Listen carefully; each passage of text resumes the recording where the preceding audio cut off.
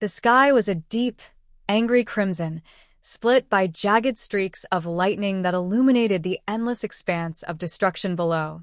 Once a thriving colony, Nova Aegis was now a desolate wasteland of cracked earth, smoldering ruins, and towering machines of war. The air reeked of ozone and scorched metal, a testament to the brutal conflict that had plagued the planet for decades. Yet, amidst the chaos, hope still lingered, a fragile ember that refused to die. Chapter 1: The Call to Arms. Commander Althea Kor tightened her grip on the hilt of her plasma saber as she surveyed the battlefield from the cockpit of her strike ship, Eclipse Fury. Her sharp, emerald eyes scanned the horizon, where the enemy's towering war mechs loomed like gods of destruction. The Zytherian Dominion, an alien race of relentless conquerors, had laid claim to Nova Aegis, slaughtering its inhabitants and stripping the planet of its resources. "We're running out of time," Althea said, her voice steady despite the dread gnawing at her. "If we don't take out their main power core, they'll overrun Sector 7 by nightfall." "Agreed," replied Lieutenant Orion Dax, her second-in-command.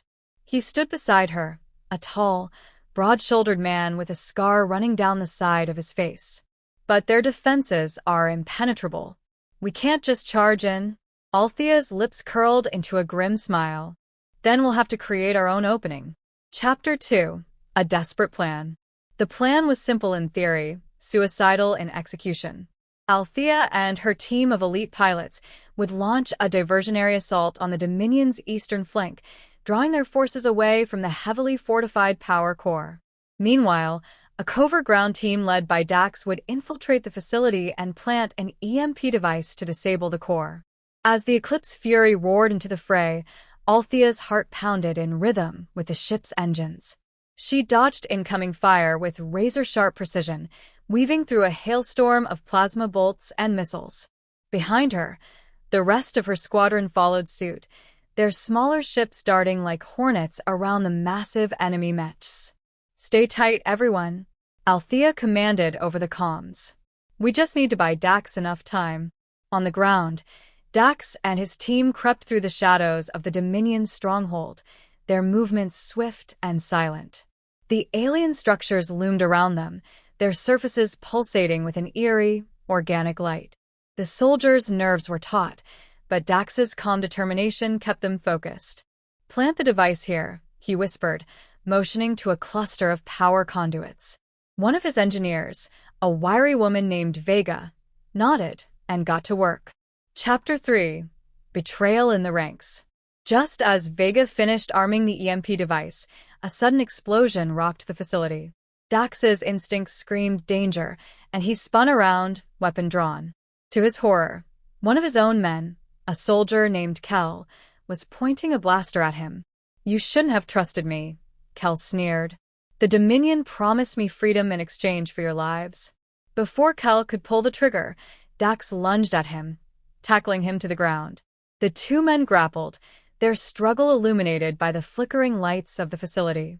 In the chaos, Vega activated the EMP device, sending a shockwave that disabled the power core and every electronic system within a mile radius. Chapter 4: The Final Stand. Above, Althea's strike ship was hit by the shockwave, its engines sputtering as it spiraled toward the ground. She managed to eject at the last second, landing amidst the wreckage of the battlefield. The Dominion's forces were in disarray, their mechs powerless, without the core's energy supply. Althea rallied the remnants of her squadron and led a desperate charge against the remaining enemy troops. Armed with little more than their wits and sheer determination, the resistance fighters pushed forward, fighting for every inch of ground. Dax and his team emerged from the facility, bloodied but alive. With the Dominion's power core destroyed, the tide of battle shifted. The resistance forces overwhelmed their enemies, driving them back until the once invincible Dominion army was shattered. Chapter 5: A Fragile Victory.